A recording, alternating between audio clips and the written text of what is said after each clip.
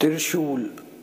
भगवान भोलेनाथ के त्रिशूल की महिमा से पूरा विश्व परिचित है, लेकिन आज भी पुरातत्व विभाग द्वारा शिव के त्रिशूल पर शोध की जा रही है और इसी से प्रेरित होकर भोलेनाथ के त्रिशूल की महिमा का चित्रण धार्मिक काल्पनिक कहानी के रूप में किया गया है।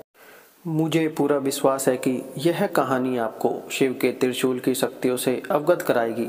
एक बहुत ही पुराना गांव था जहां बहुत से प्राचीन खंडर बने थे और इन खंडरों में कई वर्षों से पुरातत्व वैज्ञानिक रिसर्च के लिए आया करते थे। वैज्ञानिकों को इस गांव से हिंदू संस्कृति से जुड़ी कई प्राचीन वस्तुएं प्राप्त हुई थी, इसलिए यह गांव प्राचीन हिंदू सभ्यता की खोज के केंद्र के रूप में जाना जाता था। लेकिन उनकी खोज अभी तक अधूरी थी, क्योंकि वह धार्मिक ग्रंथों में बताए गए अस्त्र शस्त्रों की खोज में लगे हुए थे। एक बार उसी गांव के मैदान में बच्चे फुटबॉल खेल रहे होते हैं। अचानक उनकी फुटबॉल एक गड्ढे के अंदर चली जाती है। गड्ढा काफी गहरा था, इसलिए बच्चों की हिम्मत उस गड्ढे के अंदर जाने की नहीं हो रही थी। तभी गांव में एक फेरी वाला कपड़े बेचने आता है। बच्चे उसे रोक लेते हैं और उससे अपनी फुटबॉल निकालने की जिद करने लगते हैं। फेरी वाला बच्चों की जिद मानकर गड्ढे के अंदर घुस जाता है। अंदर बहुत अंधेरा था, जिस वजह से उसे कुछ दिखाई नहीं दे रहा था। वह अंदाजे से नीचे उतरता जा रहा था। अचानक उसका पैर फिसल जाता है और वह गड्ढे के अंदर जाकर फंस जाता है। फेरी वाला दर्द से चीख उठता है और उसकी आवाज़ सुनकर आसपास के लोग गड्ढे के पास जमा हो जाते हैं और सभी उसे निकालने की कोशिश करने लगते हैं। फेरी वाला किसी चीज से अटक गया था और उसके पैर की हड्डी टूट चुकी थी, जिसके कारण वह खड़ा नहीं हो पा रहा था। उसे निकालने के लिए सरकारी बचाव दल को बुलाया जाता है। बचाव दल के अधिकारी इलेक्ट्रिक गैजेट्स के साथ गड्ढे के अंदर प्रवेश करते हैं। उनके पास तेज रोशनी की टॉर्च होती है, जिससे वह गड्ढे के अंदर सभी चीज़ों को साफ साफ देख पा रहे थे। वह जितने नीचे उतरते जा रहे थे, उतना उन्हें सांस लेने में परेशानी हो रही थी। जैसे ही वह फेरी वाले के करीब पहुंचते हैं, फेरी वाला एक बहुत बड़े लोहे के स्तंभ में फंसा होता है। अधिकारी उसे बड़ी मुश्किल से रेस्क्यू करके गड्ढे के बाहर ले आते हैं, लेकिन गड्ढे के अंदर लोहे का स्तंभ उन्हें विचलित कर रहा था, क्योंकि गड्ढे के आसपास कोई घर नहीं था। फिर इतना बड़ा लोहा कहां से आया? वह लोहे को बाहर निकालने का फैसला करते हैं, लेकिन यह क्षेत्र पुरातत्व विभाग के अंतर्गत आता था, इसलिए यहां उपस्थित किसी भी खनिज को बिना उनकी अनुमति के नहीं लिया जा सकता था।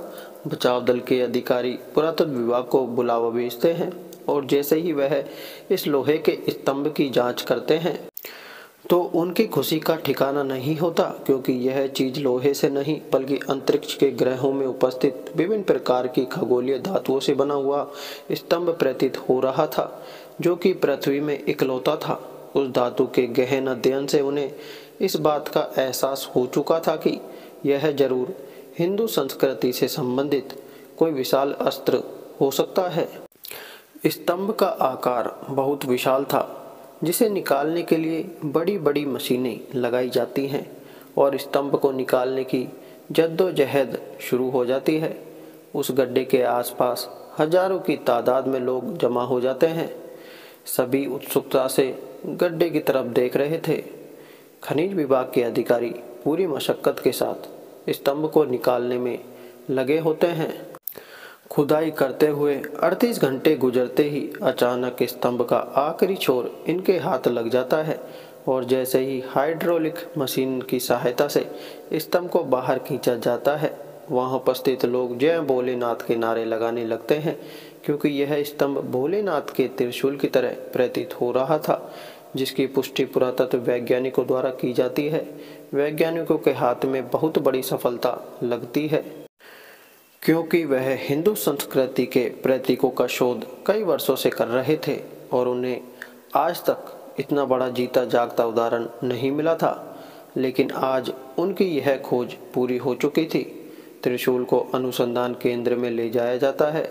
त्रिशूल मिलने की खबर से पूरे विश्व में जिज्ञासा पैदा हो चुकी थी।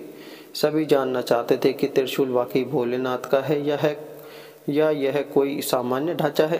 त्रिशूल की रिसर्च करने के लिए कई देशों से वैज्ञानिकों को आमंत्रित किया जाता है। सभी अपने अपने स्तर से त्रिशूल की कई पैमानों में जांच करते हैं और जब फाइनल रिपोर्ट आती है तो वैज्ञानिकों में खुशी की लहर दौड़ पड़ती है, क्योंकि यह हजारों वर्ष पुराना भोलेनाथ का ही त्रिशूल लग रहा था।